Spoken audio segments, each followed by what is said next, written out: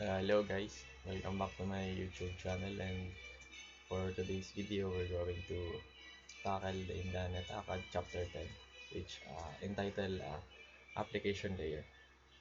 So without further ado, let's get started. So in this chapter, we will learn about the roles of the application layer and how the applications and services and protocols within the application layer make a robust communication across data networks possible. So the first thing that we're going to discuss is the application layer. So in the application layer, an application layer is an abstraction layer that specifies and shared communication protocols and interface methods used by a host in a communication network. So basically an application layer is a abstraction in is used in both of the standard models of the computer networking, which is the Internet Protocol Suite, or the TCP/IP, and the OSI model. So, and al- and and also the application layer is the closest to the end user. So it is the layer that provides the interface between the applications and used to communicate the underlying network over which message are transmitted. So application layer protocols are used to exchange data between programs running on the source and destination host. So the application layers, also application layer applications, services, and protocols, which enables user to interact with the data network in a way that is meaningful and effective. So the applications are computer programs which will the user interacts, which initiate the data transfer process at the user's requests.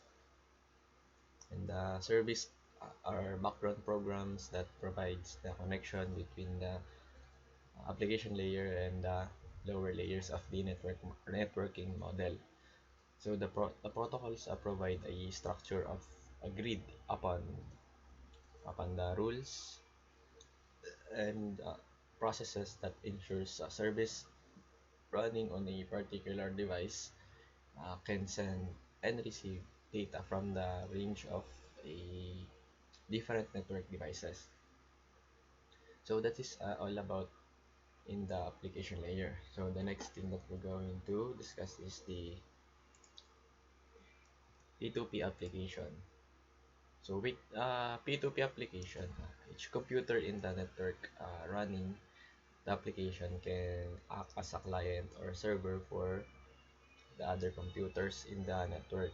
So running the application, common P2P networks, it includes, for example, is the BitTorrent, Bitcoin, G2, and other more. So the different application of uh, P2P networks enables the users to share the computation power, distributed system, and the data or the file sharing, and the bandwidth using many nodes for transferring data. So P2P is a really important area to research because it has a huge potential in distributed computing. So a P2P application is mainly used for sharing music, movies, games, and many other files. So the disadvantage of the peer-to-peer or the P2P application is you can never trust the file you are downloading from a remote user in the P2P environment. So almost 95 or 90% of the files contain malwares that may harm in your device. So note that any type of file can be shared between users, but many of these files are copyrighted, meaning that is the only the creator has the right to use or to distribute them. So it is against the law to download or distribute copyrighted files without permission from the copyright holder. So the next thing that we're going to discuss is the domain name service or the DNS. So the domain name service or the DNS is an internet service, the ones that translates the domain name into the IP address. So for example is the google.com or the cisco.com. They have their own corresponding IP addresses which they can be translated to it. So because the name are alphabetically, they are easier to remember. So every time you use a domain name, therefore the DNS service must translate the name into the corresponding IP address. So the DNS protocol defines an automated service that matches resource names with the required numeric network address. So it includes the format for queries, responses, and data. So the DNS protocol communications use a single format called a message. So this message format is used for all types of client queries and server's response. So error messages and transfer of resource record information between servers. So mainly the main function of this DNS protocol is that it translate the domain name to its IP address. The next protocol that we're going to discuss is the HTTP and the HTTPS. So the main difference between the HTTP and the HTTPS protocols is that when you, for example, browse in your Google, in the HTTP URL, in your browser's address bar is http colon slash slash, while in the HTTPS the URL is https colon then slash slash. So the HTTP sends data over port 80, while HTTPS uses port 443. So HTTP operates an application layer, while HTTPS operates at the transport layer. So first is the HTTP is a request or a response protocol. So when a client, typically a web browser, sends a request to a web browser, what happened is that HTTP specifies the message types used for the communication. So the three common message types are the GET or the GET, POST, and the PUT. So GET is a client request uh, for a data. So a client web browser sends the GET message to the web server to request the HTML pages. So next is the POST. So the POST is the uploads data files to the web server such as form data. So the PUT or the PUT is the upload resources or content to the web server such as image.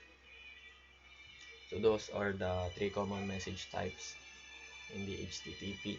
So also the HTTP is the underlying protocol used by the World Wide Web, and this protocol defines how messages are formatted and transmitted. So and what actions web servers or browsers should take in response to various commands. So hypertext protocol, hypertext transfer protocol secures the HTTPS. So it's a secure version of the HTTP, and the protocol over which data is sent between your browser and the website that you are connected to is the S at the end of the HTTPS is stands for secure. So it means all of the communication between your browsers and the websites are encrypted.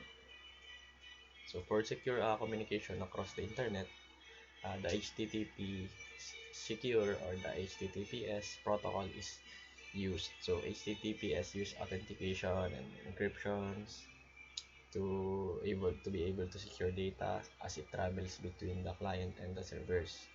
So HTTP uses the same time client service request response as HTTP, but the data stream is encrypted with the secure socket layer or the SSL before being transported across the network. The HTTPS is faster than the HTTP, and it is secure and faster. So the HTTPS is a preferred way to serve web pages. So with the HTTPS, the browsers need to do extra work, which means the initial request is slower. So that is all about the HTTPS and the HTTP. Next thing that we're going to talk is the email protocols. So one of the primary service offered by an ISP or internet service provider is email hosting. So to run a computer or other end device, email requires a several application and services. So as, as an email is stored and forward method of sending and storing and retrieving electronic messages across a network, email messages are stored in a database on the mail server. So the different email protocols are the SM, SMT, SMTP, which is a simple mail transport protocol. So the function of it is that this protocol is used in sending the outgoing emails. So the SMTP is the protocol always used for sending email. So the next email protocols is the POP or the Post Office Protocol. So and the IP Internet Message Access Protocol. So are two different protocols that do the same thing differently. So basically, all of these element work elements work together at the application layer. So the application layer enables user to work and play over the internet. So that's for this video. So if you like this video and if this video helped you in your CCNA study, please support my YouTube channel and like this video, subscribe, and thank you for watching. Bye bye.